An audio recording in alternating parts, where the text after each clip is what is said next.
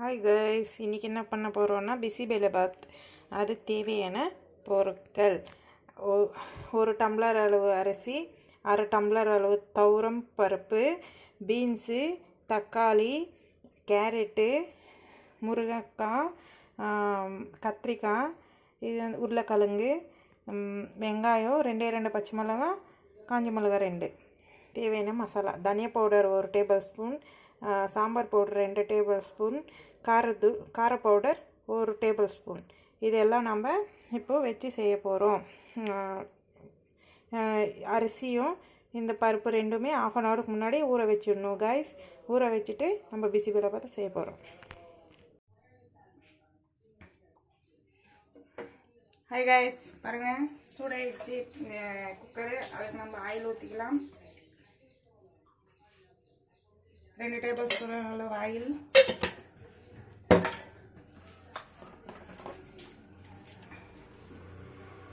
கடுகு,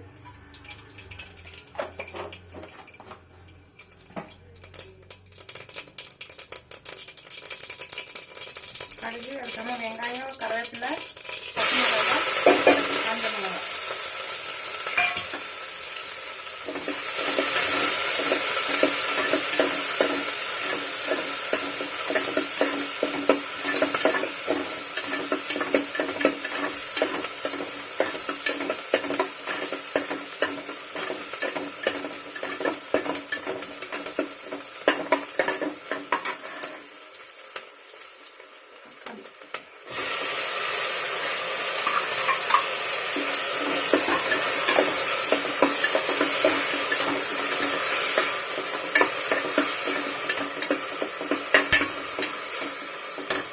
தக்காளி நல்லா குக் ஆகணும்.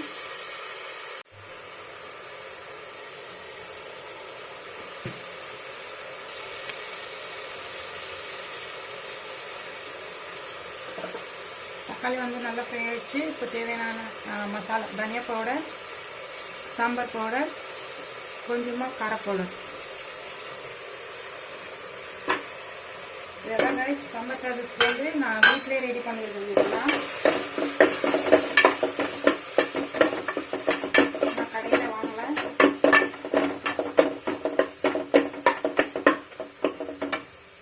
இப்போ காய் சேர்த்துக்க போகிறோம்.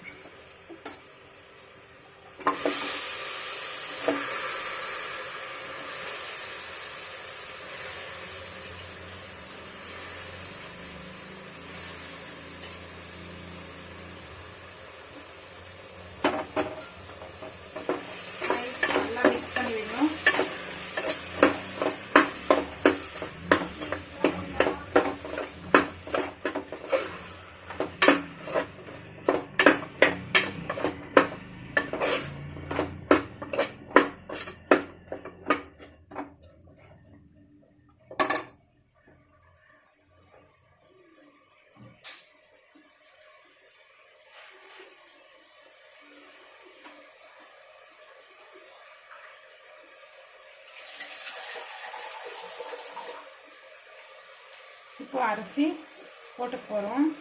நான் 1/2 ஹவருக்கு முன்னாடியே ஊற வச்சுருந்தேன். அரிசியும் பருப்பு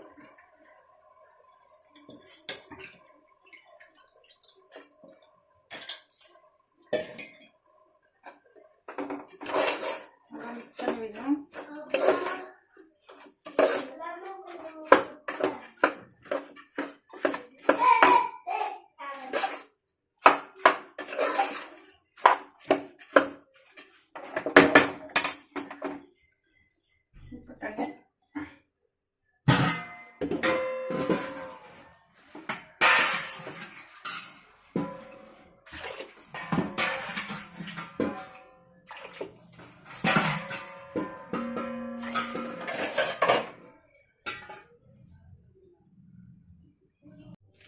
நம்ம தண்ணி ஊற்றிட்டோம். இப்போ உப்பு, தேவையான அளவு உப்பு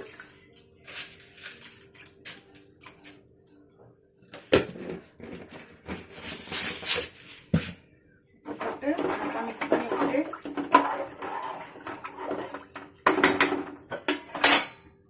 நம்ம இப்போ மூடி வச்சுருக்கோம்.